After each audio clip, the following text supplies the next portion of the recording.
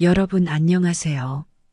오늘 들려드릴 이야기는 올해 70세인 윤영자 씨의 이야기입니다. 윤영자 씨는 남편의 병원비로 재산을 모두 사용하고 자식들에게도 외면당하며 깊은 고독 속에 놓이게 됩니다. 하지만 자신만의 행복을 찾아 나서며 그녀는 삶의 희망을 발견하고 외로움을 딛고 일어서게 됩니다. 윤영자 씨가 자식에게 당한 배신과 깊은 외로움을 어떻게 극복하고 자신의 행복을 찾아 나섰는지 지금부터 같이 윤영자 씨의 인생 이야기 한번 들어주실래요? 영자 씨는 남편이 쓰러진 그날의 기억이 지금도 여전히 생생합니다. 평범했던 일상이 송두리째 무너진 순간이었기 때문입니다. 그날 아침 영자 씨는 남편과 함께 동네 공원을 천천히 걸으며 아침 공기를 마시고 있었습니다. 여보, 오늘따라 공기가 참 맑은 것 같아요. 남편이 말했습니다. 영자 씨는 미소를 지으며 대답했어요. 참 산책하기 좋은 날씨인 것 같아요. 항상 오늘 날씨만 같다면 얼마나 좋을까요? 그러나 그 대화가 남편과 나눈 마지막 대화가 될 줄은 꿈에도 몰랐습니다. 남편이 영자 씨의 손을 잡고 걷던 중 갑자기 발걸음을 멈추고 얼굴이 창백해지며 한 손으로 가슴을 움켜쥐더니 그 자리에 주저앉아 버렸습니다. 여보, 괜찮아요? 영자 씨는 덜덜 떨리는 손으로 남편을 부축하며 괜찮은지 물었습니다. 그러나 남편은 이미 의식을 잃어가고 있었습니다. 공원에 있던 사람들이 급히 119에 전화를 걸어주었고 영자 씨는 구급차 안에서 남편의 차가운 손을 꼭 쥐고 있었습니다. 남편의 손끝이 서서히 식어가던 그 슬픈 기분을 영자 씨는 결코 잊을 수 없습니다. 병원에 도착한 후 의사는 무거운 얼굴로 말했습니다. 남편분의 상태가 많이 안 좋습니다. 심장에 심각한 문제가 생겼고 지금 당장 수술을 해야 할 것 같습니다. 그때 영자 씨의 마음속에는 깊은 불안과 두려움이 밀려왔습니다. 그러나 남편을 살려야 한다는 절박함에 영자 씨는 곧바로 수술을 결정했습니다. 남편이 입원한 이후 영자 씨의 생활은 완전히 뒤바뀌기 시작했습니다. 평생 함께 모아온 얼마 되지 않는 재산을 병원비에 쓰고 영자 씨는 남편을 간호하며 한 달이 넘게 병실에서 밤을 지새우는 일이 반복되었습니다. 남편의 병상 곁을 지키던 어느 날 영자 씨는 병원비 청구서를 손에 쥐게 되었습니다. 영자 씨는 청구서를 보고 한동안 말문이 막혔습니다. 예상보다 훨씬 높은 병원비가 나왔고 그 금액은 그녀가 감당하기에는 너무나 버거운 수준이었습니다. 영자 씨는 결국 자식들에게 도움을 청하기로 결심했습니다. 평생 가족을 위해 헌신해온 자신과 남편을 생각하며 자식들이 기꺼이 도와줄 것이라는 희망을 품고 있었습니다. 영자 씨는 우선 아들 현수에게 전화를 걸었습니다. 현수야, 아빠가 요즘 많이 아프시잖니? 영자 씨는 조심스럽게 말을 꺼냈습니다. 현수는 담담한 목소리로 대답했습니다.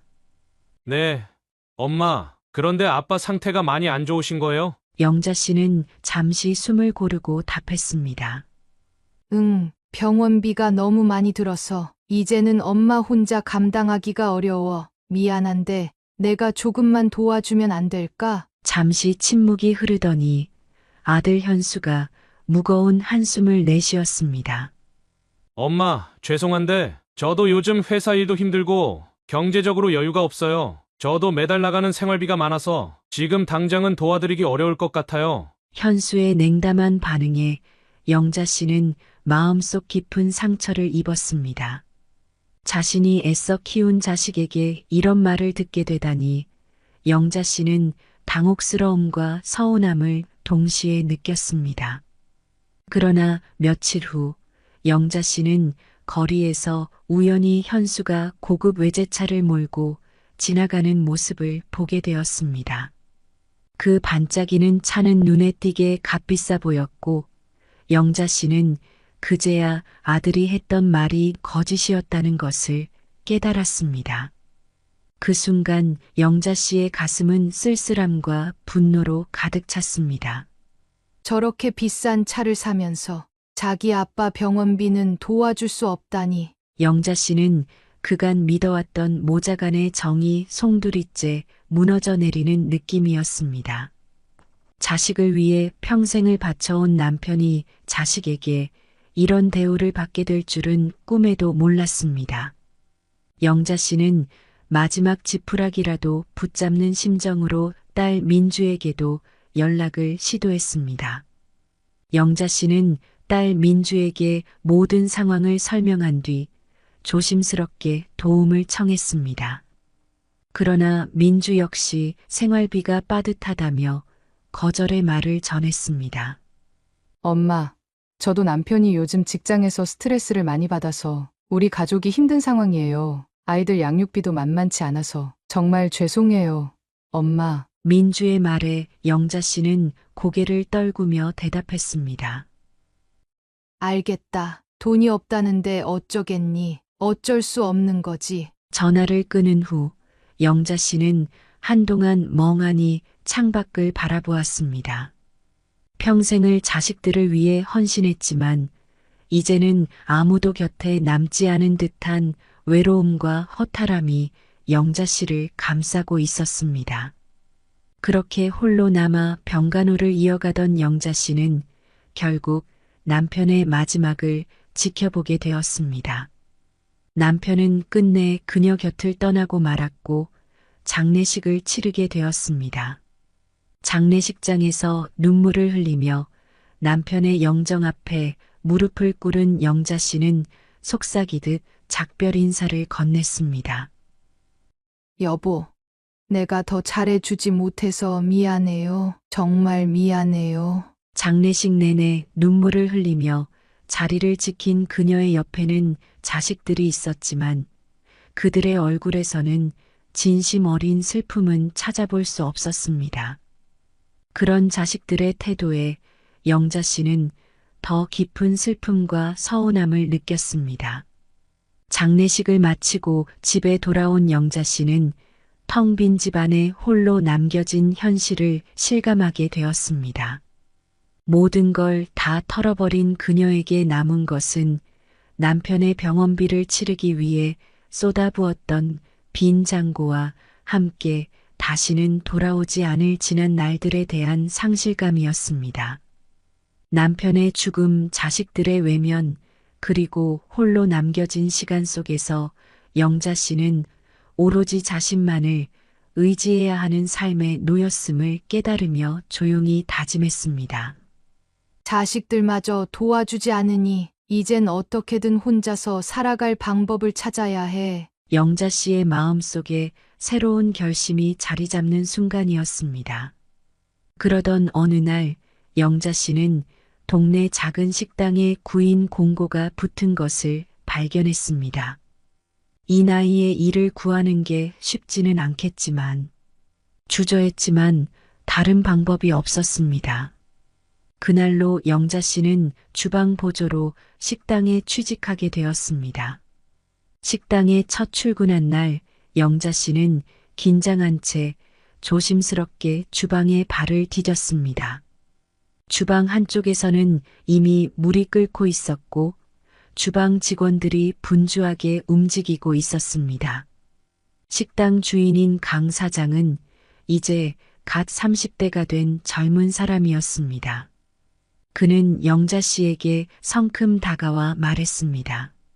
새로 온 분 이름이 윤영자 씨 맞지요? 잘 부탁해요. 영자 씨는 인사를 하며 고개를 숙였습니다. 네, 잘 부탁드립니다. 강 사장은 영자 씨를 쓱 훑어보더니 짧게 한숨을 내쉬었습니다. 우리 가게는 점심시간에 손님이 몰리니까 빨리 준비해야 돼요. 첫날이라고 봐주는 거 없습니다. 눈치껏 하나하나 잘 배우고 따라하세요. 그 말에 영자 씨는 목소리가 떨렸지만 네, 최선을 다하겠습니다. 라고 답했습니다. 그렇게 영자 씨의 식당 생활이 시작되었습니다. 처음에는 사소한 일이라도 손이 떨렸고 서투른 실수도 잦았습니다. 날카로운 말투로 영자씨, 이거 지금 뭐 하시는 겁니까? 주문이 밀리고 있잖아요. 라며 손님들 앞에서도 큰 소리로 화를 내는 강 사장의 말투에 영자 씨는 부끄러움을 느끼며 한없이 작아졌습니다. 나이 들고 시작한 식당 일은 너무 지치고 피곤했지만 영자 씨는 독한 마음으로 하루하루를 버텨냈습니다. 그러나 그런 날들이 쌓여가면서 영자 씨는 육체적으로도 심적으로도 지쳐갔습니다. 날마다 허리가 아파왔고 저녁이면 손목이 붓는 것을 보면서도 멈출 수 없었습니다. 주방의 뜨거운 열기 속에서 하루를 버티고 나면 집에 돌아와 쓰러지듯 누웠습니다. 언제까지 이렇게 버틸 수 있을까? 영자 씨는 한숨을 내쉬며 스스로에게 속삭이곤 했습니다. 며칠 후 영자 씨는 결국 몸살에 걸리고 말았습니다. 열이 오르고 온몸이 욱신거려 어쩔 수 없이 강 사장에게 전화를 걸었습니다. 사장님, 저 오늘 몸이 많이 안 좋아서 하루 쉬어야 할 것 같습니다. 그러나 강 사장의 반응은 차가웠습니다. 영자씨, 일한 지 얼마 됐다고 이러세요? 못하겠으면 그만두세요. 영자씨 말고도 일할 사람 많아요. 그 말에 영자 씨는 멍하니 전화를 내려놓았습니다. 아직 첫 달 월급도 받기 전에 이런 말을 듣다니 마음 한구석이 무너져 내리는 것만 같았습니다. 내가 정말 이렇게 쓸모없는 사람인 걸까? 영자 씨는 이불을 덮고 흐느꼈습니다. 남편이 살아 있었더라면 이렇게까지 혼자 애쓰지는 않았을 텐데, 자식들이 조금이라도 도와줬다면 이토록 외롭지는 않았을 텐데. 그런 아쉬움이 꼬리에 꼬리를 물며 영자 씨의 가슴을 더 무겁게 만들었습니다. 며칠 후 영자 씨의 집에 친구 정미 씨가 찾아왔습니다. 정미 씨는 영자 씨의 초췌한 얼굴을 보고 한숨을 내쉬며 물었습니다.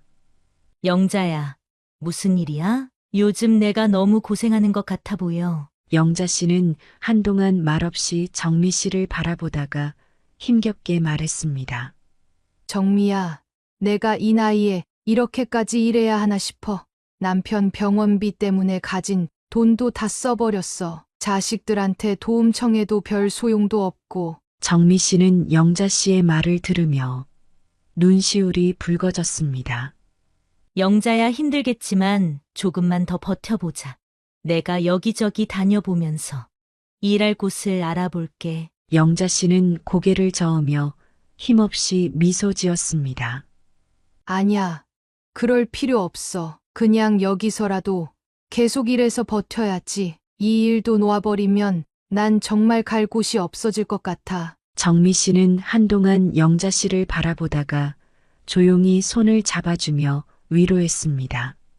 그래도 너무 무리하지는 마. 우리 나이엔 건강이 가장 중요하니까. 그날 이후에도 영자 씨는 계속 식당 일을 이어나갔습니다.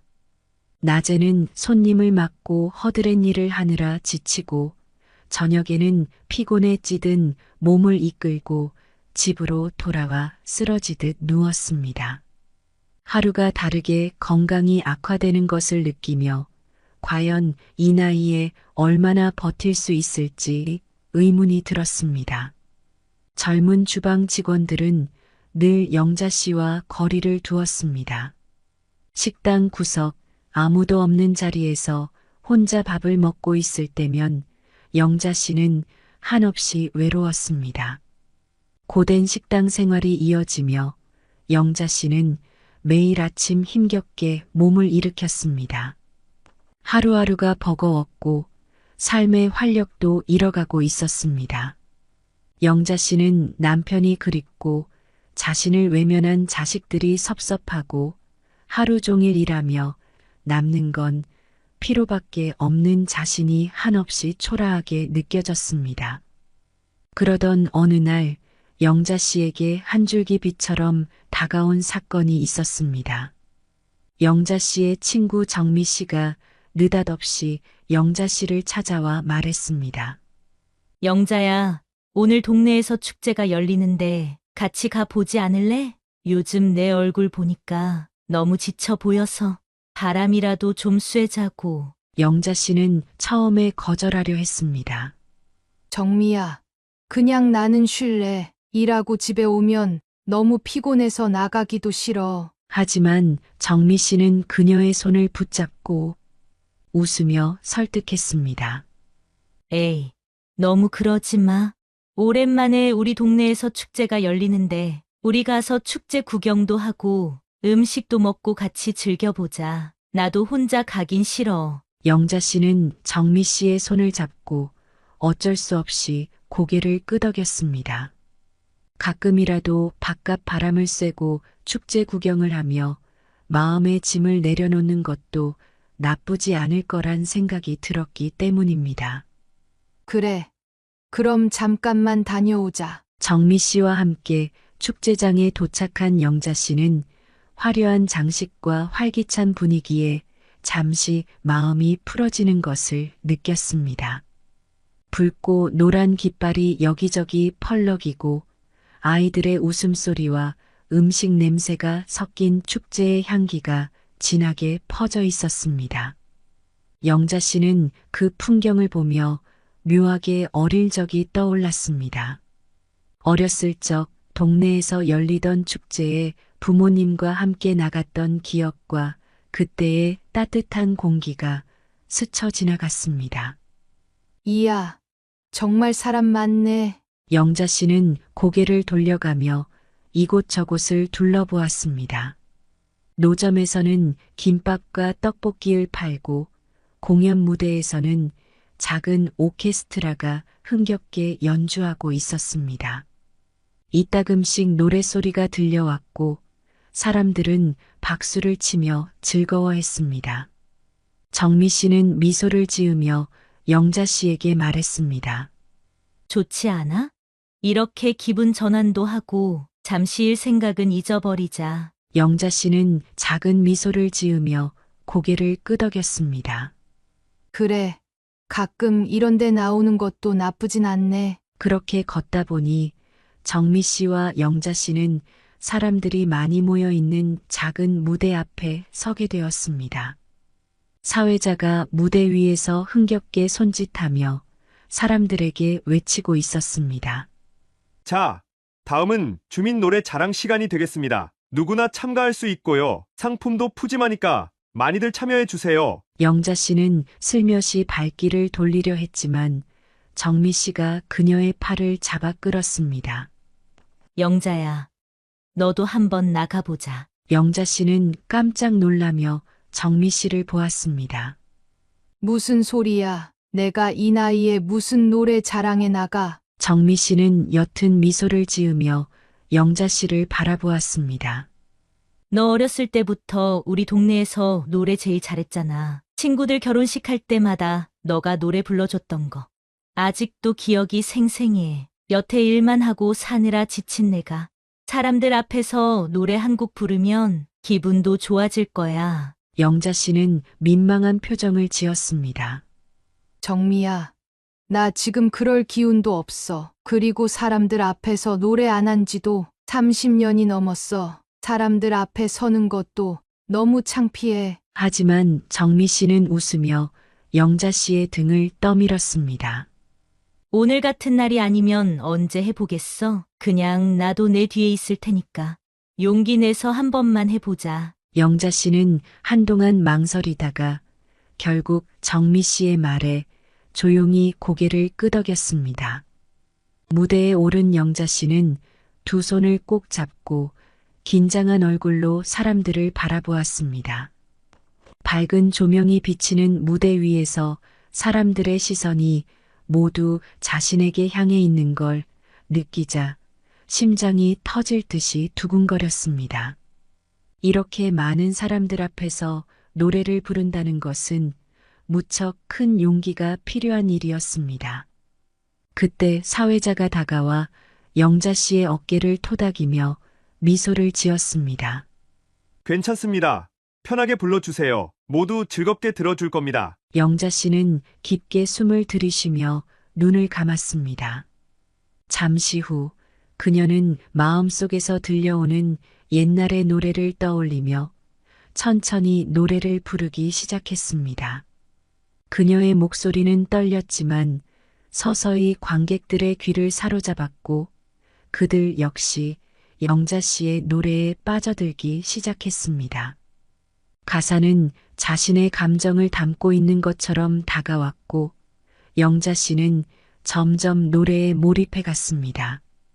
자신도 모르게 눈가가 촉촉해졌지만 끝까지 집중하며 노래를 이어갔습니다.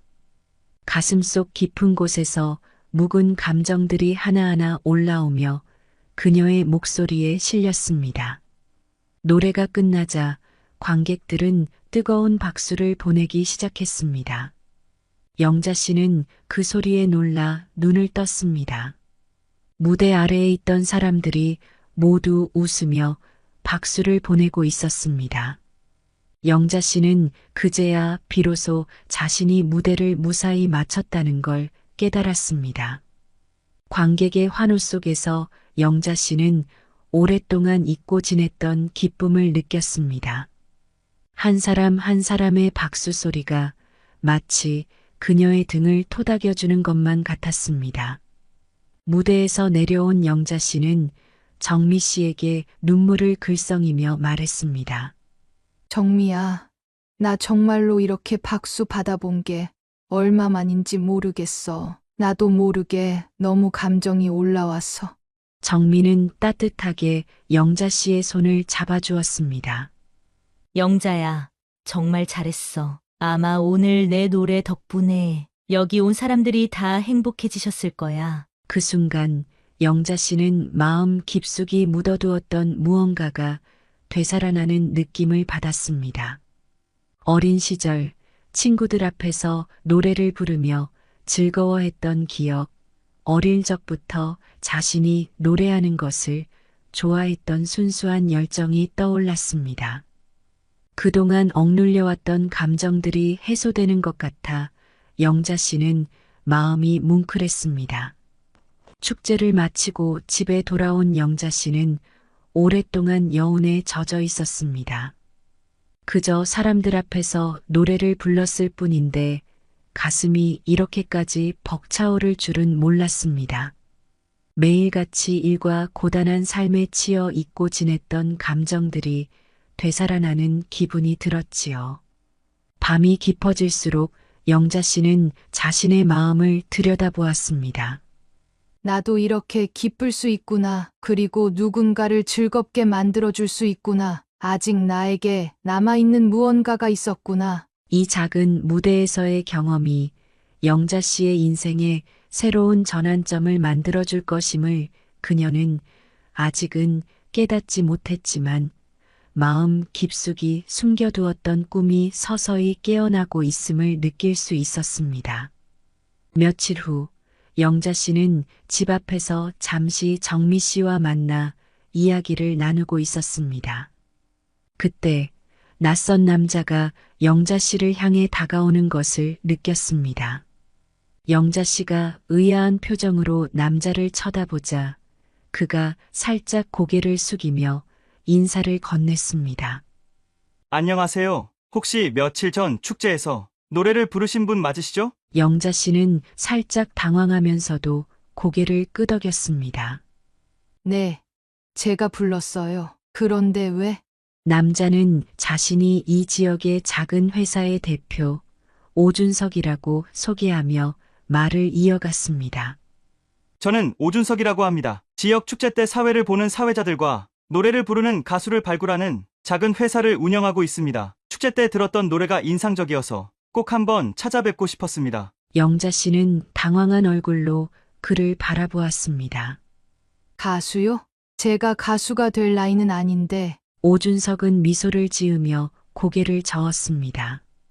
나이가 중요한 게 아닙니다. 요즘은 트로트 열풍이 불고 있지 않습니까? 윤영자 씨 같은 중장년층도 이제 무대에 설 기회가 많아지고 있어요. 저는 윤영자 씨의 목소리에서 정말로 특별한 매력을 느꼈습니다. 트로트에 딱 맞는 감성이 있으세요. 그 말을 듣는 순간 영자 씨의 마음은 흔들리기 시작했습니다. 그녀는 자신의 목소리가 특별하다는 말을 들어본 적이 없었기에 갑작스러운 칭찬에 당황스러웠습니다. 그렇지만 저는 이미 늦은 나이라고 생각해요. 그리고 이제야 겨우 먹고 살 일을 찾았는데 가수는 감히 꿈도 꾸기 어려운 일 같아요. 오준석은 차분한 눈빛으로 영자 씨를 바라보며 말을 이었습니다. 제가 감히 말씀드리지만 윤영자 씨의 목소리는 많은 사람들에게 큰 감동을 줄 수 있을 겁니다. 요즘은 트로트가 다시 유행하면서 전국적으로 큰 인기를 얻고 있어요. 경우랑 축제, 지방 행사 등에서 실력을 쌓으며 시작할 수도 있고요. 비슷한 연배의 많은 사람들이 영자 씨의 노래를 좋아해 줄 거라 확신합니다. 영자 씨는 그의 말을 듣고 잠시 망설였습니다. 자신이 무대에서 노래를 부르며 사람들의 박수를 받았던 그날의 기억이 다시 떠올랐습니다. 그때의 기분은 지금껏 느껴보지 못한 기쁨과 감동이었고, 이제 더 늦기 전에 새로운 도전을 할 수 있을지 모른다는 희망이 그녀의 마음속에서 조금씩 피어올랐습니다. 그러나 다시 현실이 머릿속을 스쳤습니다. 영자 씨는 조심스럽게 물었습니다. 그렇지만 가수로서 성공하려면 재능이 중요하고 재능이 부족한 사람은 좌절할 뿐이라 들었어요. 저는 그런 재능이 있는지조차 모르겠어요. 오준석은 차분히 고개를 끄덕이며 말했습니다. 처음엔 누구나 다 자신이 없습니다. 하지만 꾸준히 연습하고 무대에 서면서 발전할 수 있습니다. 무엇보다 윤영자 씨처럼 깊은 감정을 가진 분이라면 관객들도 감동할 겁니다. 그리고 처음부터 대단한 무대가 아니더라도 소소한 곳에서 시작해 나가는 것도 좋은 출발점이 될 수 있지 않겠습니까? 영자 씨는 고민에 빠졌습니다. 그동안 잊고 지냈던 꿈과 현실의 벽 사이에서 그녀는 고뇌하고 있었습니다. 하지만 그 순간 영자 씨의 곁에 있던 정미 씨가 옆에서 가볍게 팔짱을 끼고 웃으며 말했습니다. 영자야, 이제는 진짜 너 자신을 찾아봐도 되잖아. 지금껏 자식들을 위해 헌신했고 남편 병간호로 온 정성을 다 쏟았어. 이제는 남은 생을 너를 위해 살아도 될 것 같지 않아? 정미 씨의 말에 영자 씨는 가만히 고개를 끄덕였습니다. 정말로 그럴지도 몰랐습니다. 오랜 세월 남편과 자식들을 위해 모든 걸 바쳐왔고 그동안 자신이 무엇을 좋아하는지 어떤 삶을 원했는지에 대해서는 생각해 볼 겨를이 없었습니다. 당장의 생계가 걱정이 되긴 했지만 축제에서 느꼈던 그 기쁨이 정말 잊지 못할 감정이었다는 것을 깨닫는 순간 조금씩 결심을 굳히기 시작했습니다. 영자 씨는 오준석과 약속을 잡아 연습실을 방문하기로 했습니다. 그리고 며칠 후 영자 씨는 작은 연습실에 도착해 오준석을 만났습니다. 그곳에서는 이미 몇몇 사람들이 트로트를 연습하고 있었습니다. 영자 씨는 처음 겪는 환경에 약간 당황했지만 오준석의 안내를 받아 간단한 발성부터 차근차근 배워가기 시작했습니다. 영자 씨, 발성을 조금 더 깊이 있게 해보세요. 트로트는 감정을 목소리에 담는 게 중요합니다. 오준석의 조언을 들으며 영자 씨는 조금씩 노래의 기본기를 다져나갔습니다. 연습이 거듭될수록 그녀는 자신의 목소리에 자신감이 붙기 시작했고 점점 노래에 몰입할 수 있었습니다. 무대에서 가수들이 관객을 사로잡는 모습을 떠올리며 그녀는 꿈을 품었습니다. 며칠 뒤 영자 씨는 정식으로 회사와 계약을 맺게 되었습니다. 오준석은 그녀에게 약속했습니다. 윤영자 씨, 우리가 함께 한다면 더 많은 무대를 만들어 드릴게요. 영자 씨는 그 말에 크게 고개를 끄덕였습니다. 마치 젊은 시절의 설렘이 되살아나는 것 같았습니다. 그날 밤 집에 돌아온 영자 씨는 침대에 앉아 스스로에게 조용히 다짐했습니다. 이제는 내가 정말 원하는 길을 향해 가는 거야. 더 이상 두려워하지 않고 무대를 향해 내 발걸음을 옮길 거야. 그렇게 윤영자 씨는 인생의 새로운 도전을 시작하게 되었습니다. 작은 소속사에 들어가 첫 연습을 시작한 윤영자 씨는 두려움과 설렘으로 가득 찬 나날을 보냈습니다. 지방에 있는 작디 작은 소속사 연습실은 소박하고 작았지만 그녀에게는 특별한 의미를 가지고 있었습니다. 오랫동안 무대와는 전혀 무관한 삶을 살아왔던 그녀에게 연습실에서 노래를 부른다는 것은 마치 꿈속에 있는 것 같았지요. 그러나 마음만큼 노래는 쉽게 따라주지 않았습니다. 처음엔 그저 자신감 있게 노래를 부르면 될 것 같았지만 현실은 생각보다 녹록지 않았습니다. 영자 씨는 노래를 부를 때마다 음정을 놓치고 목소리가 떨려 쉽게 피로해졌습니다. 오준석은 노래 연습을 마친 영자 씨에게 다가와 웃으며 말을 걸었습니다. 영자 씨, 처음엔 누구나 다 이렇게 힘들어해요. 트로트는 감정이 깊게 실려야 하니까요. 같이 연습을 통해 조금 더 기본기부터 다져나가 봅시다. 영자 씨는 피곤에 지쳐 있었지만 오준석의 격려에 고개를 끄덕였습니다. 어쩌면 더디더라도 조금씩 차근차근 연습해 나가면 자신도 무대 위에서 관객들을 감동시킬 수 있을지도 모른다는 희망이 들었기 때문이었죠. 몇 주 후 소속사에서 드디어 영자 씨의 첫 공연을 마련해 주었습니다. 그 무대는 화려한 조명과 많은 관객이 있는 무대가 아닌 지역의 작은 경로당에서 열리는 공연이었습니다. 오준석은 그녀에게 작은 무대라도 놓치지 말고 최선을 다해보는 겁니다. 작은 무대부터 경험하는 것이 앞으로 큰 도움이 될 거예요. 라고 말하며 격려했습니다. 영자 씨는 무대 의상을 입고 경로당으로 향했습니다. 비록 화려한 드레스는 아니었지만 그녀는 작은 꽃무늬가 들어간 단정한 원피스를 입고 조심스럽게 무대에 올랐습니다. 경로당에는 영자 씨의 나이 또래나 조금 더 나이 든 관객들이 자리하고 있었습니다. 처음 무대에 오르려는 순간 영자 씨의 손은 땀으로 젖어 있었습니다. 그녀는 두 손을 꼭 모아 잡고 호흡을 고르며 마이크를 들었습니다. 마이크를 든 영자 씨는 떨리는 목소리로 천천히 인사했습니다. 안녕하세요.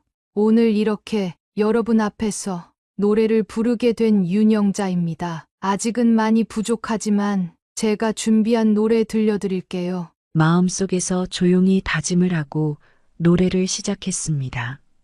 처음에는 목소리가 떨려 가사조차 힘들게 내뱉었지만 무대 위에서 관객들의 눈빛이 차츰 그녀를 따뜻하게 바라보고 있다는 것을 느낄 수 있었습니다. 곧 영자 씨는 마음속의 두려움을 이겨내고 자신만의 감정을 담아 노래하기 시작했습니다. 관객들은 곧 영자 씨의 목소리에 집중했고 그녀의 목소리 속에서 느껴지는 삶의 고단함과 깊은 감정에 빠져들었습니다. 노래가 끝나자 경로당의 어르신들은 따뜻한 미소를 지으며 힘찬 박수를 보내주었습니다. 공연이 끝난 후 한 어르신이 영자 씨에게 다가와 말을 건넸습니다. 윤영자 씨, 오늘 노래 정말 잘 들었어. 이렇게 좋은 노래 들려줘서 고맙나. 그 말에 영자 씨는 마음 깊은 곳에서 뭉클함이 올라왔습니다. 무대 위에서 누군가에게 감동을 줄 수 있다는 사실에 뿌듯함과 감사가 밀려들었습니다. 그날 공연료를 받은 영자 씨는 그 돈을 소중하게 지갑에 넣으며 웃음을 지었습니다. 영자 씨에게 그 돈은 무엇보다 값지게 느껴졌습니다. 한동안 무대에서 받은 박수와 감사 인사, 그리고 자신의 이름이 불리던 순간들을 떠올리며 영자 씨는 작은 미소를 지었습니다. 이제 내 인생에 새로운 기회가 생겼구나. 집으로 돌아오는 길, 그녀는 한동안 가슴 벅찬 기분을 놓을 수 없었습니다. 척박한 일상 속에서도 작은 무대에서의 경험은 그녀의 인생에 새로운 가능성을 열어주었기 때문이었습니다. 그 후로 영자 씨의 공연 일정은 점점 더 늘어났습니다. 그녀는 이제 지방 곳곳의 소규모 행사, 경로당, 노인 축제에 초대받으며 작은 무대에서 노래를 부르고 있었습니다. 화려한 무대는 아니었지만 그녀는 어디서든 자신의 마음을 담아 노래하며 소중한 관객들과 소통했습니다. 그렇게 지방 축제와 경로당, 노인 행사를 오가며 열심히 무대에 서온 영자 씨는 어느덧 작은 성공의 물결을 타기 시작했습니다. 그녀의 이름은 그녀가 사는 지역에서 차츰 알려졌고 입소문을 타고 더 많은 무대에서 공연 요청이 들어왔습니다. 공연을 할 때마다 조금씩 모아온 자금 덕분에 생활비 걱정도 점점 줄어들었고 무엇보다 무대 위에서 관객과 소통하는 즐거움이 커졌습니다. 그러던 어느 날 회사로부터 반가운 소식을 전해 들었습니다. 지역 방송국에서 영자 씨의 이야기를 방송하고 싶어 한다는 제안이었지요. 오준석 대표가 영자 씨에게 말했습니다. 영자 씨, 이번 방송은 큰 기회가 될 거예요. 요즘 트로트 열풍 덕에 중장년층 가수에 대한 관심이 높아지고 있거든요. 영자 씨 같은 분이 이 무대에 나오시면 더 많은 사람들이 영자 씨를 응원할 겁니다. 영자 씨는 마음이 설레면서도 불안했습니다. 저 같은 사람이 방송에 나가는 게 맞을까요? 제가 뭘 보여드릴 수 있을지 모르겠어요. 오준석은 영자 씨에게 따뜻한 미소를 지어 보였습니다. 영자 씨, 너무 걱정하지 마세요. 사람들이 영자 씨의 이야기를 통해 삶의 희망을 느낄 겁니다. 그동안 열심히 살아오셨고 이제는 그 모습을 당당히 보여주셔도 됩니다. 며칠 후 영자 씨는 회사에서 준비한 차를 타고 지역 방송국으로 향했습니다. 작은 방송국이었지만 영자 씨에게는 모든 것이 생소하고 두근거리는 경험이었습니다. 방송국 직원들이 영자 씨를 반갑게 맞아주었고 촬영 준비가 진행되는 동안 그녀는 그동안의 노력을 떠올리며 마음을 다잡았습니다. 드디어 촬영이 시작되었습니다. 인터뷰를 통해 영자 씨는 처음으로 자신의 이야기를 대중에게 털어놓게 되었습니다. 남편이 병상에 누웠을 때 자식들에게 외면받았던 시간들, 그리고 새로운 인생을 시작하며 무대에서 느꼈던 감동과 관객들과의 소중한 인연까지 이야기를 하면서 그녀는 여러 번 울컥하는 감정을 느꼈지만 담담하게 경험을 이야기했습니다. 촬영이 끝나자 방송국 스태프들은 영자 씨에게 고마운 마음을 전했습니다. 한 프로듀서는 영자 씨의 손을 잡으며 말했습니다. 영자 씨의 이야기가 많은 사람들에게 큰 위로와 희망이 될 거예요. 정말로 고생 많으셨습니다. 영자 씨는 그 말을 듣고 가슴이 뭉클해졌습니다. 내가 살아온 시간이 다른 누군가에게는 큰 의미가 될 수 있다니. 그동안 힘든 여정을 혼자서 걸어왔던 그녀에게는 눈물이 나올 만큼 큰 위로가 되었습니다. 방송이 나간 후 영자 씨의 이름은 조금씩 더 알려지기 시작했습니다. 더욱 넓어진 관객층 앞에서 자신의 노래를 들려주는 일은 영자 씨에게 더할 나위 없이 기쁜 일이었지요. 무대를 내려오던 영자 씨는 한 관객이 건네준 꽃다발을 받고 잠시 말을 잇지 못했습니다. 자신의 노래가 누군가에게 이렇게 큰 의미로 다가갈 줄은 몰랐던 그녀는 눈시울이 붉어졌습니다. 영자 씨의 성공 소식이 영자 씨의 지역 전역으로 조금씩 퍼지기 시작한 무렵 오랫동안 연락이 없던 자녀들이 영자 씨의 집을 방문했습니다. 그녀는 예상치 못한 손님에 놀랐지만 문을 열자 아들 현수와 딸 민주가 서 있었습니다. 그들의 방문이 반가우면서도 의아했던 영자는 조용히 문을 열어주었습니다. 엄마, 그동안 많이 힘드셨죠? 아들 현수가 다가와 눈을 맞추며 조심스럽게 말을 꺼냈습니다. 딸 민주는 옆에서 고개를 숙이고 손을 모아 쥐고 있었습니다. 그녀는 무겁게 입을 열었습니다. 엄마, 그동안 정말 죄송했어요. 우리가 너무 무심했던 것 같아요. 영자 씨의 가슴은 아련한 설렘으로 벅차올랐습니다. 그토록 기다렸던 자식들의 사과가 드디어 이루어진 순간이었기 때문입니다. 아쉬움과 서운함이 녹아들고 오랜 시간 품었던 그리움이 자식들의 진심 어린 사과 속에서 조금씩 해소되는 기분이었습니다. 영자 씨는 희미한 미소를 지으며 말했습니다. 그래, 너희도 힘든 줄 알면서도 많이 서운했던 것도 사실이야. 자식들의 진심 어린 눈빛을 보며 그녀는 이 순간만큼은 그동안의 서운함을 잊고 그들을 받아들일 준비가 되었다고 느꼈습니다. 그러나 그 따스함은 오래가지 않았습니다. 잠시 후 아들 현수가 말없이 머뭇거리더니 고개를 들어 진지한 표정으로 입을 열었습니다. 엄마, 사실 이번에 직장 상사분 아버지 팔순 잔치가 있는데 엄마가 거기서 무료로 공연해 주실 수 있나 해서요. 영자는 순간 당황스러웠습니다. 그간의 마음이 다시 차갑게 굳어지는 느낌이었습니다. 그들의 진심이 곧 사라지는 것 같았습니다. 무료로 팔순 잔치에서 노래를 불러달라고? 현수는 조심스레 미소를 지어 보이며 말을 이어갔습니다. 네, 뭐 요즘 공연도 많이 하시니까 한 번쯤은 괜찮지 않을까 해서요. 제 상사분도 기뻐하실 거예요. 현수는 무심한 말투로 말을 이었습니다. 그 순간 영자 씨는 더 이상 무슨 말을 해야 할지 몰랐습니다. 자기 아버지가 병원에 누워 있을 땐 신경도 제대로 안 쓰던 아들이 자기 직장 상사의 아버지 팔순을 챙긴다니 그녀는 순식간에 깊은 배신감에 빠져들었습니다. 아들 현수의 말에 큰 실망을 느끼고 있던 영자 씨는 무거운 마음으로 침묵에 잠겼습니다. 그때 딸 민주가 천천히 말을 꺼냈습니다. 엄마, 저도 사실 부탁 하나만 드리려고요. 요즘 너무 힘들어서 혹시 돈 좀 조금만 빌려주시면 안 될까요? 영자 씨는 더 이상 참을 수 없었습니다.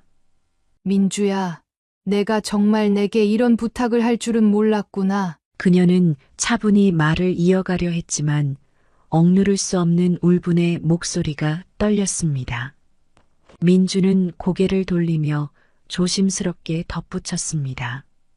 요즘 공연도 많이 하시고 그러니까 좀 넉넉하지 않으세요? 영자 씨는 크게 숨을 들이쉬고 한참 동안 말을 잇지 못했습니다. 자식들의 방문이 진심에서 비롯된 것이 아니었음을 깨달은 순간 그동안 자식들에게 기대했던 마지막 희망조차 무너져 내리는 기분이었습니다. 진심 어린 사과인 줄 알았지만 그저 자신들에게 필요한 것을 얻기 위한 방법에 불과했다는 사실에 큰 상처를 받았습니다. 내가 그렇게 우습게 보여? 지금 당장 집에서 나가. 그리고 2번 다시 내 앞에 나타나지도 말 거라. 영자 씨의 분노가 담긴 목소리에 자식들은 당황했지만 아무런 반박도 하지 못한 채 고개를 떨구며 집을 떠났습니다. 모든 기대가 무너지고 다시 혼자라는 현실이 한층 더 가슴을 무겁게 눌러왔습니다.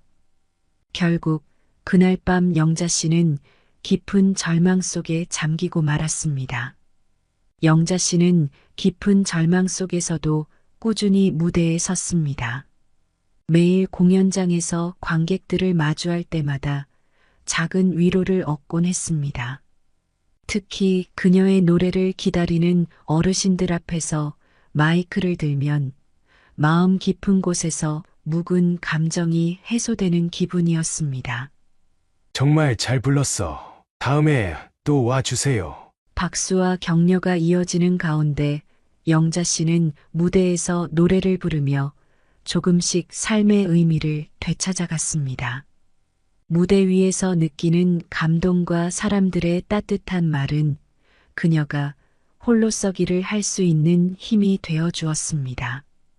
그러던 중 지역 노인회관에서 영자 씨에게 노래 강사로 활동해 달라는 제안이 들어왔습니다.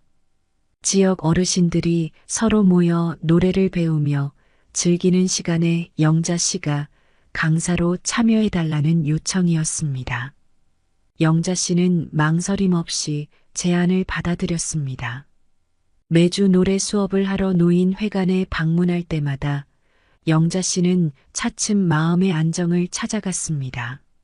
수업 중에는 평범한 일상 속에서 어르신들과 함께 웃고 떠들며 소소한 즐거움을 나눌 수 있었습니다. 수업이 끝날 때면 어르신들이 다가와 고맙다며 한마디씩 전해주곤 했습니다.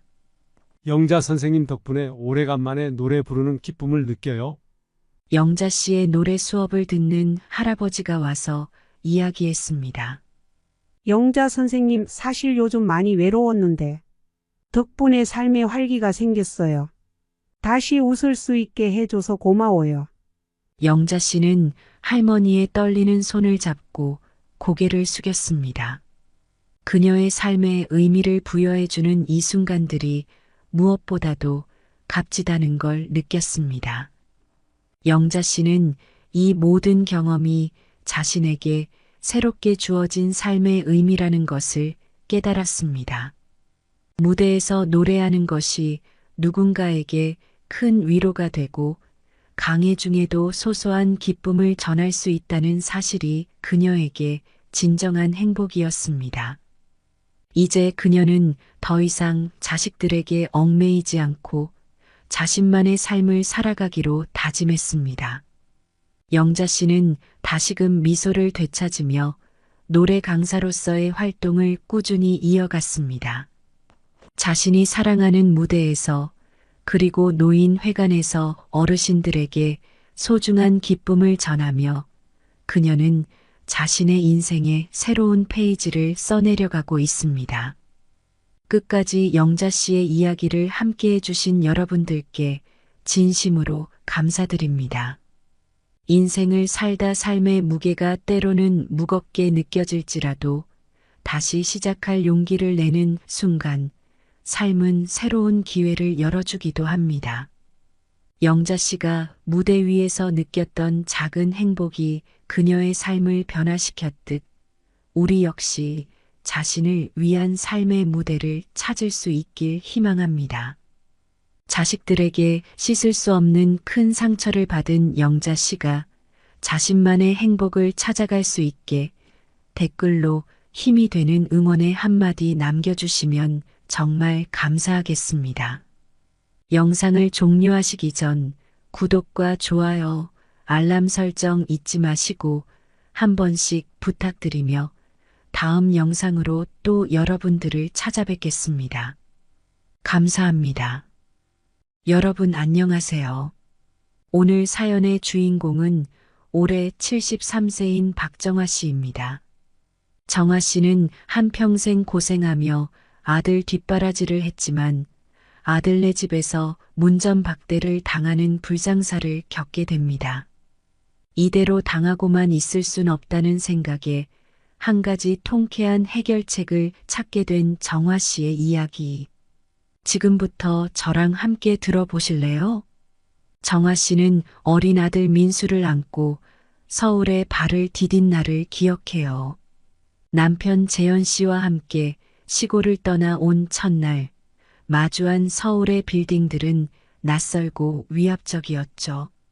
단칸방에 들어선 순간 정화 씨는 그곳을 보금자리라 부를 수 있을지 확신이 서지 않았어요. 방 한가운데에는 작은 솥과 다 찢어진 매트가 놓여 있었어요. 여보, 정말 우린 여기에 살아야 하는 건가요? 정화 씨가 묻자 남편 재현 씨는 어깨를 토닥이며 말했어요. 다 잘 될 거야. 이곳에서 우리 아들이 더 나은 삶을 살 수 있다면 그걸로 된 거야. 남편 재현 씨의 말에 정화 씨는 고개를 끄덕였어요.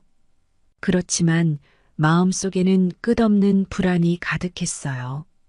남편 재현 씨는 서울에 정착한 뒤 새벽마다 건설 현장으로 나갔어요. 남편 재현 씨가 현장에서 일한 지 몇 달 만에 정화 씨는 깜짝 놀라고야 말았어요. 남편 재현 씨의 손은 벌써 굳은 살이 박혀 있었고 얼굴에는 피곤이 가득했죠. 그가 돌아올 때마다 정화 씨는 따뜻한 물을 준비해 두었어요. 당신 손 좀 봐요. 이렇게 다칠 줄 알았으면. 괜찮아. 내 손이 거칠어져도 당신이랑 우리 민수가 굶지 않으면 그걸로 됐지. 남편 재현 씨는 웃으며 물수건을 받았어요. 정화 씨는 그의 거친 손을 바라보며 속으로 펑펑 울었어요. 정화 씨도 식당에서 일을 시작했어요. 매일 아침 설거지를 하고 손님이 쏟아내는 잔반을 치우느라 손이 부러터졌어요. 주방에서 나오면 손이 뜨겁게 욱신거렸죠. 하지만 민수를 위해 버텼어요. 엄마, 오늘도 맛있는 거 해줄 거야? 어린 민수의 웃음소리를 들으면 피로가 다 잊혀졌어요. 그날도 그녀는 민수와 남편 재현 씨를 위해 반찬을 만들어 작은 밥상에 올렸어요. 가족이 둘러앉아 먹는 밥이 정화 씨에게는 하루의 유일한 위안이었어요. 아들 민수의 생일날, 정화 씨는 아들 민수를 위해 작은 케이크를 마련했어요. 낡은 방 한 구석에 케이크를 놓고 초를 몇 개 밝혔죠. 생일 축하해, 민수야. 정화 씨는 손을 모으고 아들의 얼굴을 바라봤어요. 민수는 케이크 위 초에 시선을 고정한 채 손뼉을 치며 좋아했어요. 그 모습을 보며 정화 씨는 눈시울이 붉어졌어요. 우린 언젠가 더 나은 곳에서 살 수 있을 거야, 꼭. 정화 씨는 속삭이듯 말했어요. 가족을 위해서라면 그 어떤 고생도 견딜 수 있을 것 같았어요. 몇 년이 지나 정화 씨와 남편 재현 씨는 조금씩 돈을 모았어요. 그리고 드디어 작은 집을 마련하게 되었어요. 부동산에서 계약서를 받고 그 집 앞에 서 있었을 때 두 사람은 믿을 수 없는 듯 서로를 바라봤어요. 우리 이제 여기서 살 수 있는 거 맞죠? 아직 실감이 안 나요. 정화 씨가 물었어요. 남편 재현 씨는 웃으며 손을 뻗었어요. 이제 우리도 집 주인이야. 여기서 우리 가족 모두 새 출발을 하는 거야. 그들은 서로를 껴안으며 한참을 울었어요. 그곳은 작은 집이었지만 그들의 모든 꿈이 담긴 보금자리였어요. 새 집으로 이사한 날부터 정화 씨는 아들 민수의 미래를 위해 더욱 노력하기로 결심했어요. 그녀는 매일 아침 일찍 일어나 도시락을 싸서 아들 민수의 가방에 넣어 주었어요. 아들이 학교에 가는 길을 배웅하며 늘 이렇게 말했어요. 오늘도 힘내. 엄마가 싸준 도시락 먹으면서 힘냈으면 좋겠어. 아들 민수는 그 말을 들을 때마다 무겁게 고개를 끄덕였어요. 민수가 중학교에 입학하던 날 정화 씨는 몇 달 동안 모은 돈으로 아들에게 새 옷을 사주었어요. 그날 아침 민수는 낯선 새 옷을 입고 거울 앞에 섰어요. 좀 이상한데? 저 잘 어울려요? 민수가 머리를 극적이며 말했어요. 정화 씨는 웃으며 아들을 바라봤어요. 아니야. 아주 멋져. 우리 민수가 제일 잘 어울려. 그녀의 목소리에는 자부심이 가득했어요. 시간이 흘러 아들 민수가 대학에 합격한 후 민수는 기쁨에 겨워 집으로 달려왔어요. 정화 씨는 아들이 문을 열고 들어오자마자 껴안고 울었어요. 엄마, 나 해냈어 붙었어. 민수가 속삭이듯 말했어요. 그래. 정말 대단하다. 우리 민수. 자랑스럽다. 정화 씨는 아들의 머리를 쓰다듬으며 눈물을 훔쳤어요. 그날 밤 가족은 작은 거실에 둘러앉아 조촐한 파티를 열었어요. 그들의 웃음소리가 집안에 가득 찼어요. 민수가 대학에 진학하게 되자 정화 씨와 남편 재현 씨는 더욱 열심히 일했어요. 민수가 공부에 집중할 수 있도록 용돈도 조금씩 더 챙겨줬어요. 민수는 부모의 기대에 부응하기 위해 학업에 몰두했어요. 엄마, 아빠 열심히 공부해서 꼭 장학금 받을게요. 민수는 굳은 결심으로 부모님을 바라보았어요. 그 순간 정화 씨의 마음은 따뜻한 감동으로 채워졌어요. 아들 민수가 사랑하는 사람을 만나 결혼을 앞둔 어느 날 남편은 먼저 세상을 떠나고 말았어요. 하지만 하늘이 내려준 선물처럼 정화 씨를 찾아온 손녀 서연이를 보며 또 다른 삶의 의미를 찾아나갔죠. 정화 씨는 손녀 서연이가 예쁜 한복을 입고 아장아장 걷기 시작하는 모습을 지켜보는 게 삶의 가장 큰 기쁨이었어요.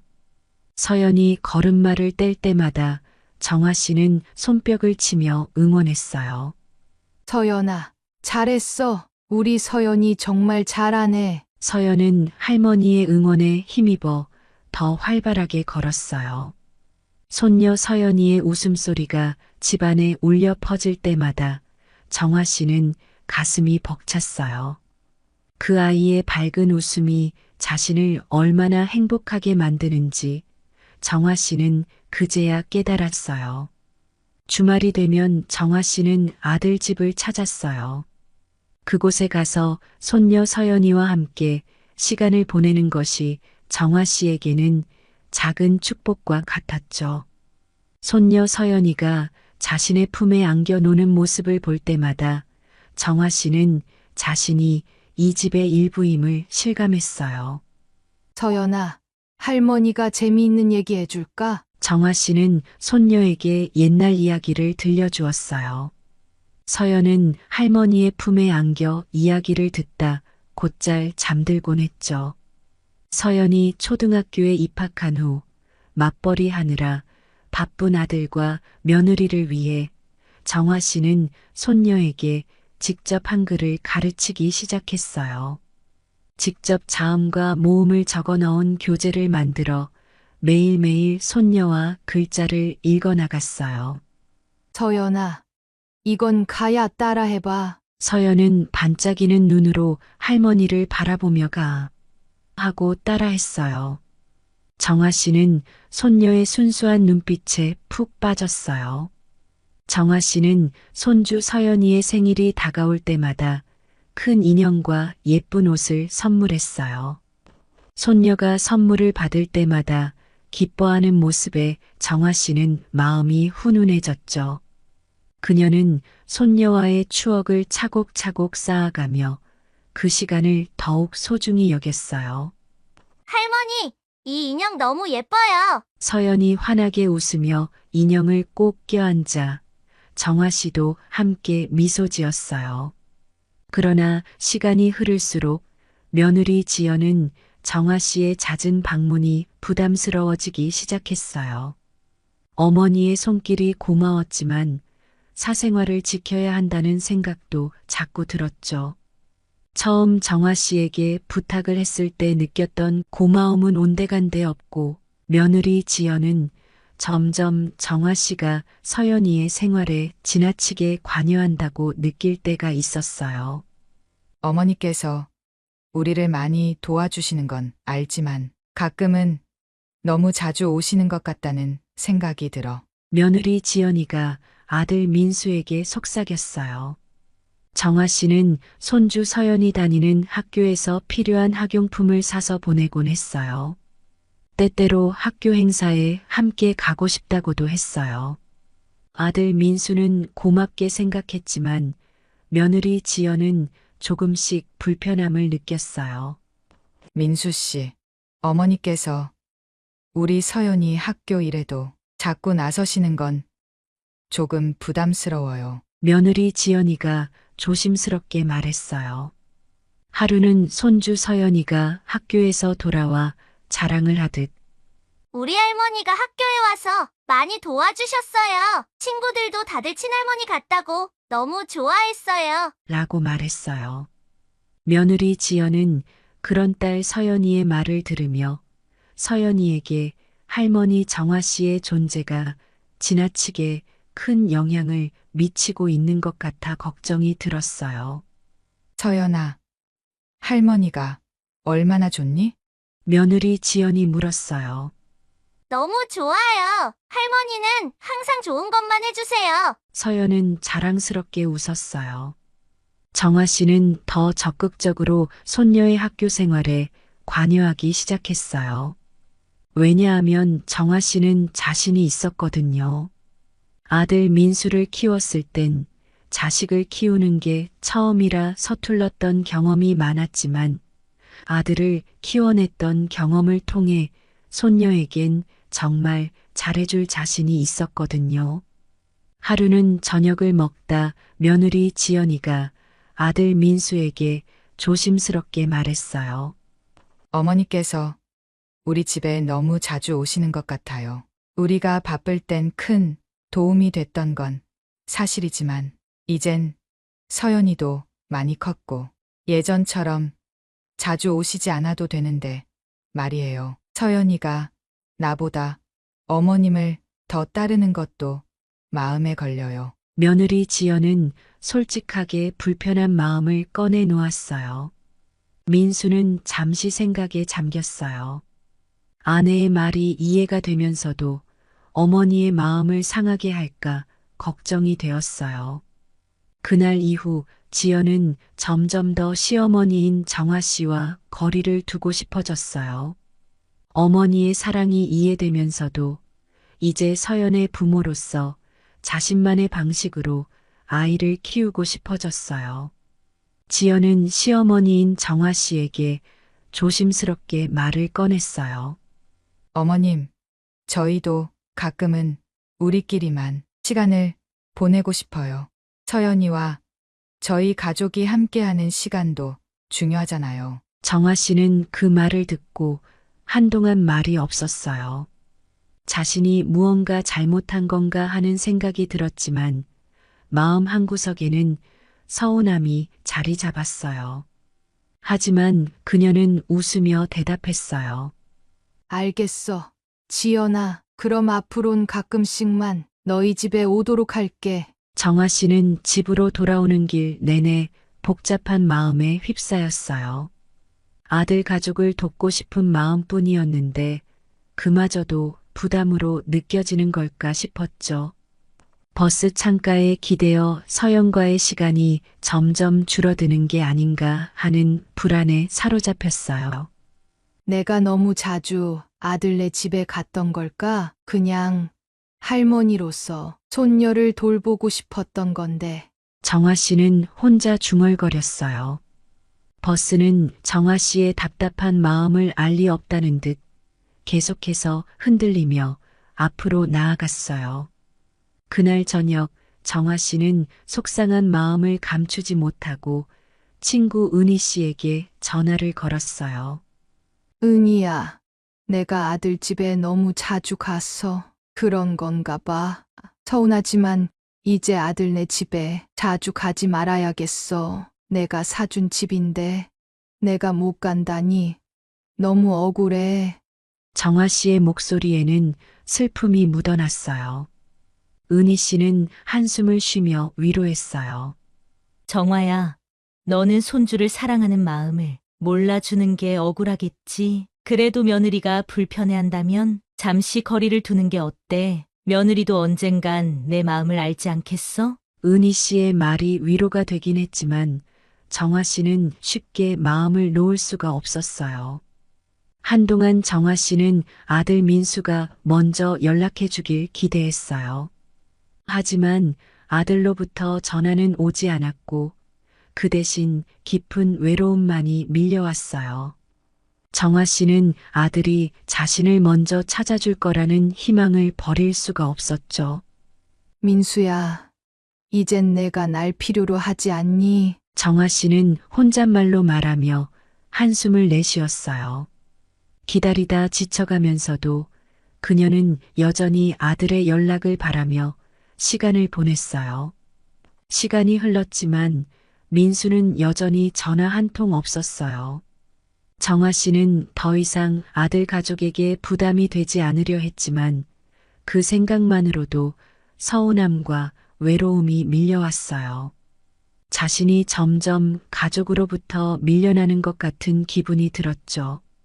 그날 이후 정화 씨는 서연의 생일날 아들 민수에게 전화를 걸어 서연이에게 선물을 전해주고 싶다고 했어요. 하지만 아들 민수는 오늘은 우리 가족끼리 시간을 보낼 테니 다음에 오라는 말만 남기고 전화를 끊어버렸어요.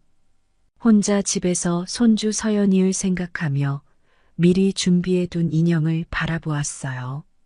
그 인형은 서연이를 위한 선물이었지만 이제는 갈 곳을 잃어버린 것 같았어요. 할머니가 이걸 준비했는데 서연이가 이걸 보면 참 좋아할 텐데. 정화 씨는 혼잣말을 하며 인형을 손에 쥐고 한참을 바라보았어요. 외로움이 점점 커져갈 때쯤 정화 씨는 친구 은희 씨에게 다시 전화를 걸었어요. 그날 정화 씨는 결국 울음을 터뜨리고 말았어요. 은희야, 내가 필요 없어졌나 봐. 서연이 생일인데도 오지 말라고 해서 그냥 집에만 있었어. 정화 씨는 말하면서도 눈물이 흐르는 걸 막을 수 없었어요. 은희 씨는 조용히 듣다가 정화 씨를 다독였어요. 그게 무슨 소리야? 선물 하나 전해주고 싶다는데 그걸 오지 마라고 했단 거야? 어버이날 아침 정화 씨는 아들 가족에게서 연락이 오길 기다렸어요. 서연이의 환한 얼굴을 떠올리며 오늘은 아들 가족과 함께 시간을 보낼 수 있을 것 같아 마음이 설렜죠. 집을 청소하고 간단히 과일을 깎아두며 그들의 방문을 기다렸어요. 그러나 시간이 흐를수록 집안은 고요했고 전화는 울리지 않았어요. 정화 씨는 핸드폰을 쳐다보며 기다림을 이어갔어요. 오후가 되자 정화 씨는 집에 혼자 있는 것이 쓸쓸해져서 서연이 생각에 근처 공원에 나갔어요. 공원에서는 많은 아이들이 부모와 할아버지, 할머니와 함께 즐거운 시간을 보내고 있었어요. 손주들과 함께 산책하는 다른 할머니를 보며 정화 씨는 마음이 저릿했어요. 나도 서연이와 함께 시간을 보내고 싶은데. 정화 씨는 속으로 생각하며 공원 벤치에 조용히 앉아 있었어요. 아이들의 웃음소리가 들려올 때마다 정화 씨의 얼굴에는 외로움이 서렸어요. 공원 벤치에 앉아 아이들이 뛰어노는 모습을 지켜보던 정화 씨는 서연이와 함께했던 날들이 떠올랐어요. 서연이가 걸음마를 시작하던 때 정화 씨가 손을 잡고 응원해주던 순간들이 생생하게 스쳐갔죠. 서연아, 잘했어. 할머니가 보고 있잖아. 그때의 정화 씨의 목소리가 다시 떠올라 그녀는 잠시 미소를 지었어요. 하지만 그 미소도 곧 쓸쓸함으로 변했어요. 정화 씨는 공원에서 혼자 시간을 보내다가 집으로 돌아가려 했어요. 집으로 가는 길, 우연히 아들 민수와 며느리 지연 그리고 사돈들이 함께 식사를 마치고 식당을 나서는 모습을 보게 되었어요. 그들은 서로의 팔짱을 끼고 웃으며 이야기하고 있었어요. 그 장면을 보고 정아 씨는 마치 한겨울 찬바람이 부는 듯한 고독을 느꼈어요. 자신이 소외되었다는 생각에 마음이 먹먹해졌죠. 어떻게 나를 두고 사돈들하고만 시간을 보낼 수가 있는 거야. 민수랑 지연이가 바쁠 때 서연이를 챙겨줬던 건 나인데 왜 내가 버림받아야 하는 거지? 정아 씨는 천천히 고개를 숙인 채 그들의 뒷모습을 바라보았어요. 집으로 돌아온 정아 씨는 억울하고 서운한 마음에 눈물을 삼켰어요. 자신이 마련해준 집에서 아들 내외가 사돈과 시간을 보내며 웃고 떠드는 모습을 생각하니 가슴이 찢어질 듯 했죠. 그녀는 홀로 식탁에 앉아 남겨둔 과일을 바라봤어요. 내가 뭘 잘못한 걸까? 내가 그렇게 민수랑 지연이한테 부담이 된 걸까? 정아 씨는 혼잣말을 중얼거리며 한숨을 내쉬었어요. 그날 밤 정아 씨는 잠들기 전에 아들 민수에게 문자를 보냈어요. 민수야, 오늘 어버이날이었는데 잘 보냈니? 서연이랑 지연이도 잘 있지? 그녀는 혹시 답장이 오지 않을까 조마조마하며 핸드폰을 붙들고 있었지만 밤이 깊어져도 민수의 답장은 오지 않았어요. 정아 씨는 실망스러운 마음을 안고 핸드폰을 내려놓았어요. 다음 날 아침 정아 씨는 마음이 복잡해져서 집안에 있기가 답답했어요. 그녀는 집안 곳곳을 정리하다 서연이의 생일을 위해 사놨던 인형을 발견했어요. 그 인형을 손에 들고 한참 동안 바라보니 손녀 서연이의 웃음소리가 다시 그리워졌어요. 서연아, 할머니 보고 싶지 않니? 정아 씨는 혼잣말을 하며 장난감을 꼭 안아보았어요. 손녀에 대한 그리움이 더욱 깊어졌어요. 며칠 후 정아 씨는 다시 은희 씨에게 전화를 걸어 하소연했어요. 어버이날 사돈만 챙기고 자신은 신경도 쓰지 않는 아들과 며느리에게 상처받았던 이야기를 했죠. 은희 씨는 조용히 듣다가 정아 씨에게 단호하게 말했어요. 정아야, 이제 너도 내 권리를 좀 주장해야 하지 않겠니? 그 집. 너랑 너희 남편이 평생 고생해서 마련해준 집이잖아. 그리고 민수랑 너희 며느리가 맞벌이 할 때 힘들게 손녀를 돌봐준 사람도 너인데 그렇게 푸대접을 받고 살면 안 돼. 내가 아들과 며느리한테 얼마나 큰 도움을 줘왔는지, 그리고 중요한 사람인지 그들도 알아야 해. 은희 씨의 말에 정아 씨는 잠시 생각에 잠겼어요. 자신의 위치와 권리를 다시 생각하게 되었죠. 그날 밤 정아 씨는 잠을 이루지 못한 채 고민했어요. 그 집을 자신이 마련했음에도 이제는 문전박대 당하는 것 같아 서글펐죠. 그녀는 아들에게 그동안의 마음을 솔직하게 털어놓고 싶었어요. 그녀는 아들에게 자신의 존재가 여전히 소중하다는 걸 알리고 싶은 마음과 아들을 상처 입히지 않고 싶다는 마음 사이에서 오랫동안 고민에 잠겼어요. 며칠 동안 고민하던 끝에 정아 씨는 변호사 사무실을 찾아갔어요. 자신의 권리를 주장해야 한다는 은희 씨의 말이 머릿속을 떠나지 않았기 때문이었죠. 그녀는 변호사에게 조심스럽게 말을 꺼냈어요. 이 집이 제 명의로 되어 있는데요. 제 아들이 거기서 살고 있습니다. 그런데 제가 이제는 그 집에 발도 들일 수 없을 것 같은 기분이 들어요. 요즘 유튜브들을 보니 저랑 비슷한 상황이신 분들이 집을 다시 찾아온 이야기들이 있더라고요. 변호사는 고개를 끄덕이며 정아 씨를 바라보았어요.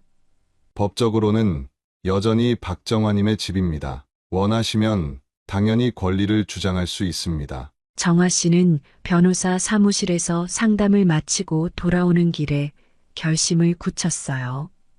오랜 시간 자신이 마련한 집에서조차 밀려나는 기분이 그녀를 쓸쓸하고 외롭게 만들었죠. 그 집이 아직 자신의 이름으로 되어 있는 만큼 권리를 반드시 되찾아야겠다는 생각이 머릿속에서 떠나지 않았어요. 내가 이렇게까지 해야 하는 건가 싶지만 그래도 내 권리는 내가 지켜야 해. 정아 씨는 속으로 다짐하며 민수와 지연의 집을 찾았어요. 정아 씨는 아들 가족에게 미리 연락하지 않고 그들의 집으로 갔어요. 가족이라면 언제든 문을 열어줄 것이라는 생각에 배를 눌렀지만 문을 열고 나온 이는 며느리 지연이었어요. 그녀는 정아 씨를 보자마자 표정이 굳어졌어요. 어머니, 무슨 일이세요? 미리 연락도 없이. 지연의 목소리에는 차가움이 묻어 있었어요. 지연은 정아 씨를 집 안으로 들이려 하지 않았어요. 그녀는 문을 살짝 닫은 채로 어머니를 쳐다봤어요. 정아 씨는 그 태도에 당혹스러웠지만 마음을 다잡고 속으로 다짐했어요. 그래. 내가 이렇게 나온다면 나도 더는 참지 않을 거야. 이 집을 반드시 되찾아야 해. 정아 씨는 한동안 지연을 뚫어지게 바라봤어요. 그때 마침 아들 민수가 돌아왔고 상황을 파악한 그는 아내 지연을 설득해 어머니 정아 씨를 집 안으로 들였어요. 거실에 앉은 정아 씨는 마음속에 쌓인 감정을 담담하게 꺼내놓기 시작했어요. 민수야, 이 집은 아직 내 명의로 되어 있어. 엄마가 세상을 떠나기 전에 너희에게 주려고 했던 마음도 있었지만 이제는 더 이상 그럴 수 없어. 정아 씨의 목소리에는 단호함이 묻어 있었어요. 민수는 당황한 얼굴로 어머니를 바라보며 입을 열었어요. 어머니, 왜 갑자기 그러세요? 우리가 잘못한 게 있다면 이제라도 바로잡을게요. 정아 씨는 잠시 숨을 고른 후 서늘한 목소리로 이야기를 이어갔어요. 어버이날에 아무 연락도 없고 내가 공원에 나갔다가 너희가 사돈과 식사를 하고 나오는 걸 봤어. 너희가 엄마를 생각하는 마음이 눈꼽만큼도 없는 걸 이제는 알아. 며느리 지연은 민수를 바라보며 머뭇거렸어요. 잠시 뒤 그녀는 변명을 늘어놓기 시작했어요. 어머님, 정말 죄송해요. 어버이날에 바빴고 저희가 조금 신경을 덜 썼던 건 맞아요. 하지만 그게 어머니를 멀리하려던 건 아니에요. 민수도 당황한 얼굴로 어머니에게 변명했어요. 엄마, 우리가 잘못했어요. 그냥 상황이 그렇게 돼서. 정아 씨는 아들과 며느리의 변명을 들으면서도 마음이 차갑게 식어갔어요. 그녀는 단호하게 고개를 저으며 말을 이어갔어요. 너희의 변명은 이제 듣고 싶지 않아. 짐을 빼줘. 이제는 내가 내 권리를 찾겠어. 그녀의 단호한 말에 민수와 지연은 당황스러움과 죄책감에 어쩔 줄 몰라 했어요. 그들의 표정에는 후회와 두려움이 섞여 있었죠. 그때 방에서 서연이가 뛰어나와 할머니와 부모님의 대화를 들은 것에 놀라 울기 시작했어요. 할머니, 엄마, 아빠, 싸우지 마세요. 저 할머니랑 같이 있고 싶은데. 손녀 서연이는 울면서 할머니 정아 씨의 옷자락을 붙잡았어요. 그녀의 작은 몸이 떨리고 있었죠. 서연이의 울음소리에 정아 씨의 마음은 순간 약해졌지만 오랜 시간 쌓인 상처와 서운함을 뒤로할 수는 없었어요. 정아 씨는 손녀의 눈물을 닦아주며 애써 냉정을 유지했어요. 서연아, 할머니는 너와 함께 있고 싶어. 그런데 그게 더 이상 쉬운 일은 아니란다. 정아 씨는 서연이를 다정히 안아주고는 아들과 며느리를 쳐다보며 마지막 말을 남겼어요. 민수야, 지연아, 정해진 날짜 안에 짐을 빼렴. 내가 이 집을 너희에게 주려 했던 마음은 사라졌어. 정아 씨는 단호하게 말하고는 서연에게 작별 인사를 남긴 뒤 조용히 자리를 떠났어요. 집으로 돌아오는 길 정화 씨는 눈물이 맺힌 채로 창밖을 바라봤어요.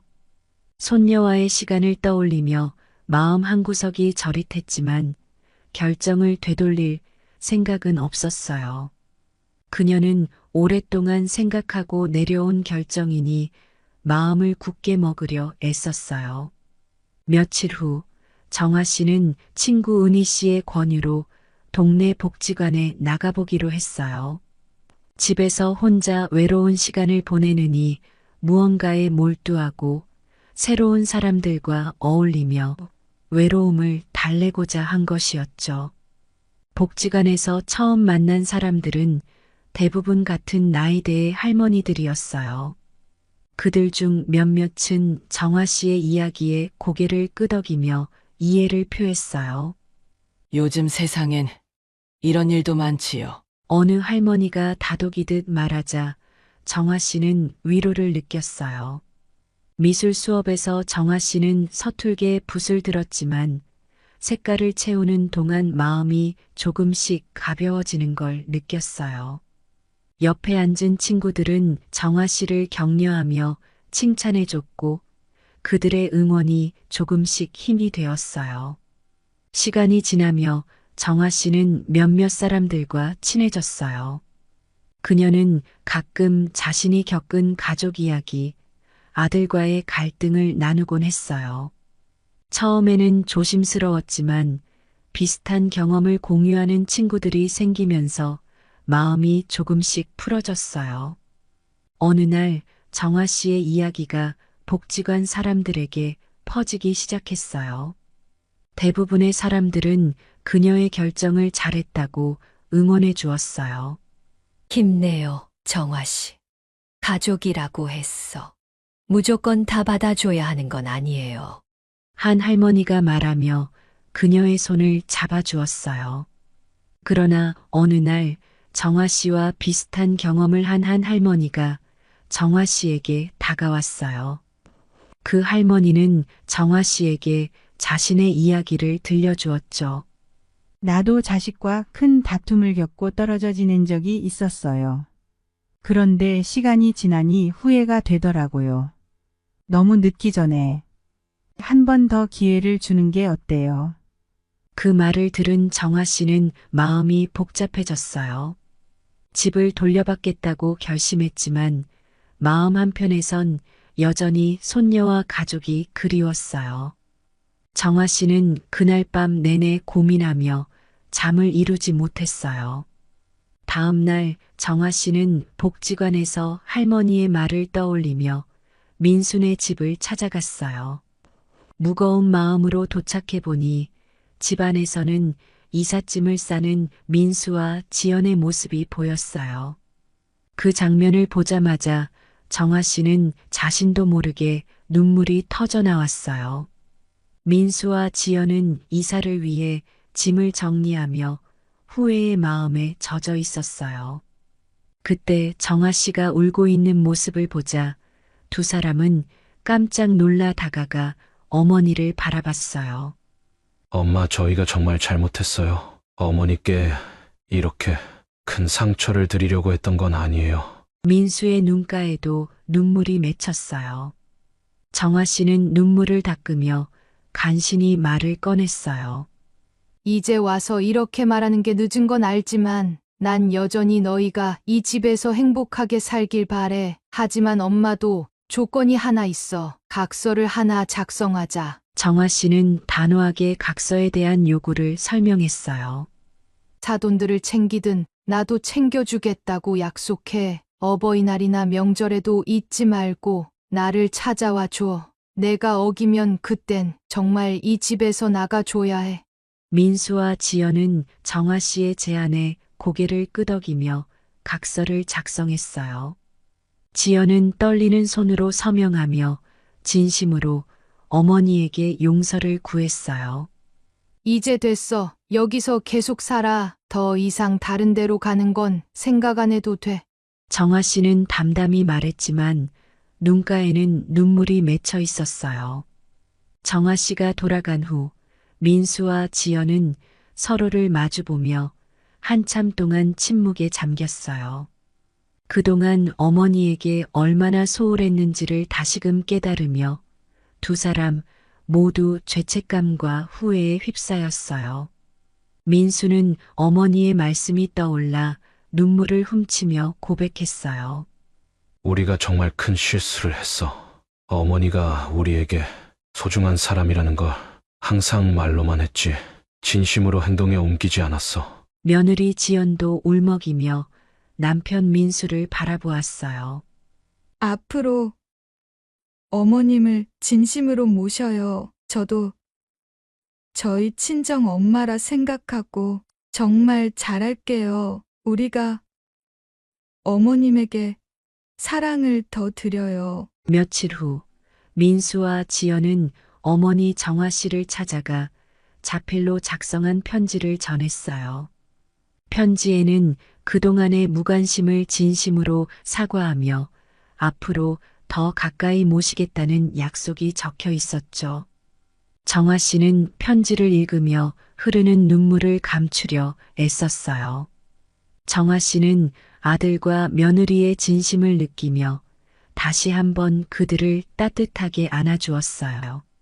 이제 우리 다 잘해보자. 서로에게 진심으로 다가가 보자. 서로 껴안은 세 사람의 모습에는 그간의 서운함과 갈등이 녹아내리는 듯 했어요.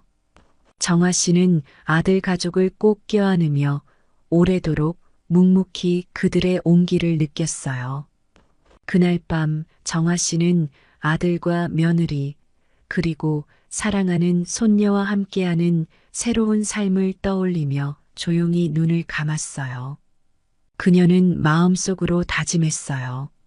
서로를 이해하고 사랑하는 마음이야말로 진정한 가족의 의미라는 거요. 다음 날 정아 씨는 복지관에서 지인들과 오랜만에 밝은 얼굴로 이야기를 나눴어요. 그녀는 홀가분한 마음으로 그간의 마음고생을 털어놓았고 모두들 정아 씨를 응원하며 그녀의 결정에 박수를 보냈어요. 그래요. 정아 씨 잘하셨어요. 서로 이해하고 배려하는 법을 배우는 게 가족의 의미 아니겠어요? 어느 할아버지가 따뜻한 미소로 격려했어요. 정아 씨는 아들과 며느리에게 마지막 기회를 한번 주라고 조언을 건넸던 복지관 할머니에게 자신이 느낀 가족의 의미를 이야기했어요. 나에게 마지막 기회를 줘 보라고 말한 게 맞았어요. 지금 생각하면 그 말이 없었으면 큰 후회를 했을지도 몰라요. 정아 씨는 복지관에서 자신과 같은 일을 겪는 사람들에게 조언을 해주기도 했어요. 그녀는 가족과의 화해와 사랑의 소중함을 이야기하며 사람들에게 따뜻한 응원을 보냈어요. 정아 씨는 복지관에서 만난 할머니들과 함께 작품 전시회에 나가기로 했어요. 미술 수업에서 배운 것을 토대로 작품을 완성했어요. 그 작품에는 그녀의 가족과 함께하는 행복한 장면이 담겨 있었죠. 전시회 날 정아 씨는 자신의 작품 앞에서 서서 오랜 시간을 보내며 뭉클한 감정을 느꼈어요. 복지관 친구들은 그녀의 작품을 칭찬했고 정아 씨는 그들에게 고개를 숙이며 감사했어요. 어느 날 복지관에서 만난 자원봉사를 하는 청년이 정아 씨에게 다가와 말을 걸었어요. 할머니, 저도 가족과 멀어졌던 적이 있었는데 지금은 조금씩 회복하고 있어요. 할머니 덕분에 가족의 의미를 다시 생각해 볼 수 있었어요. 정아 씨는 청년의 이야기를 들으며 자신의 이야기가 누군가에게 도움이 된다는 걸 깨달았어요. 며칠 후 정아 씨의 생일을 맞아 민수와 지연은 서연이를 데리고 정아 씨의 집을 찾았어요. 정아 씨는 손녀와 아들의 방문에 환한 미소로 맞이했어요. 민수는 꽃다발과 함께 손편지를 내밀었죠. 엄마, 이건 저희 마음이에요. 민수의 목소리에는 진심이 가득 담겨 있었어요. 정아 씨는 손편지를 받아들며 그들의 진심이 느껴져 가슴이 따뜻해졌어요. 편지에는 그동안의 무관심을 사과하고 앞으로 더욱 자주 찾아뵙겠다는 약속이 적혀 있었어요. 그녀는 그 자리에서 눈물을 참으며 감사한 마음으로 편지를 읽었어요. 그날 정화 씨와 민수 가족은 함께 식사하며 웃고 떠들었어요. 서연이는 할머니의 무릎에 앉아 할머니의 옛날 이야기를 듣기 시작했어요. 할머니가 어렸을 땐 어떤 옷을 입었어요? 서연이가 물었어요. 정화 씨는 웃으며 대답했어요. 할머니는 어렸을 때 언니가 입었던 옷을 물려 입고 다녔단다. 그래도 그땐 할머니도 정말 예뻤어. 나중에 사진 보여줄게. 할머니와 손녀의 대화는 거실을 따뜻하게 물들였어요. 민수는 어머니와 함께 설거지를 하며 조용히 말했어요. 엄마, 정말 감사해요. 엄마가 다시 우리를 받아주셔서 앞으로는 예전처럼 외롭게 안 할게요. 정화 씨는 아들을 바라보며 고개를 끄덕였어요. 그래. 우리 서로 잘 지내자. 이제는 더 이상 섭섭하지 않게 서로를 이해해 보자. 서연이는 집에 가는 길에 엄마에게 조용히 속삭였어요. 엄마, 할머니가 항상 우리랑 같이 살면 좋겠어. 지연은 서연의 말을 듣고 살며시 웃으며 고개를 끄덕였어요. 그래, 서연아. 우리 앞으로 할머니를 자주 찾아가자. 지연은 서연과 눈을 마주치며 부드럽게 약속했어요. 정화 씨는 이제 가족과 함께하는 주말을 기다리며 일주일을 보냈어요. 평일에는 복지관에서 친구들과 시간을 보내고 주말에는 손녀와 아들 가족이 찾아와 주니 그녀의 마음은 언제나 따뜻했죠. 서연이는 할머니와 함께 그림을 그리며 할머니가 가르쳐준 추억을 하나씩 기억하며 할머니를 자랑스러워했어요. 아들 민수는 가끔 어머니를 모시고 산책을 나가거나 식사도 함께 했어요. 그는 어머니에게 진심으로 다가가려는 노력을 멈추지 않았어요. 엄마, 앞으로도 계속 잘해드릴게요. 민수의 말에 정화 씨는 따뜻한 미소로 아들을 바라보았어요. 서연이는 할머니와의 약속을 지키기 위해 자주 할머니 집에 와서 시간을 보냈어요. 그들은 함께 요리도 하고 책을 읽으며 행복한 추억을 쌓았어요. 정화 씨는 서연이에게 인생의 소중한 가치들을 전하며 손녀와 함께하는 시간을 더없이 소중히 여겼어요. 그녀는 손녀가 자라날 때마다 이 추억이 소중히 남길 바랐어요. 정화 씨는 그날 밤 평화로운 미소를 지으며 잠자리에 들었어요. 사랑과 화해로 이어진 가족의 이야기는 그녀의 마음을 더할 나위 없이 행복하게 채웠죠. 이렇게 소중한 사람들이 내 곁에 있다는 게 정말 감사한 일이야. 정화 씨는 조용히 눈을 감으며 다시 찾아온 평온한 일상에 감사하며 잠들었어요.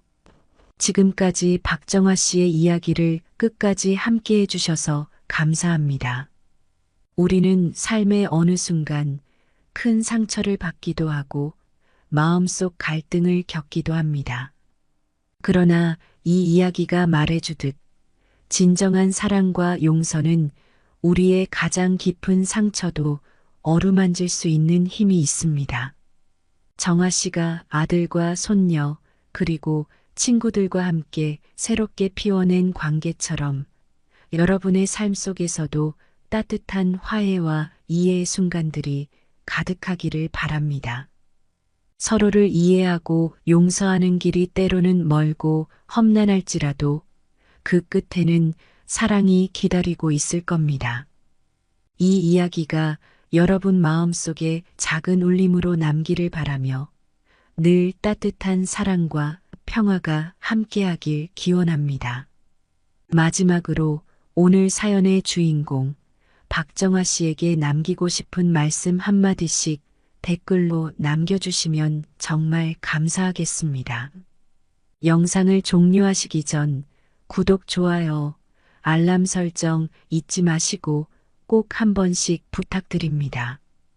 그럼 저는 다음 영상으로 여러분을 찾아뵙겠습니다. 감사합니다.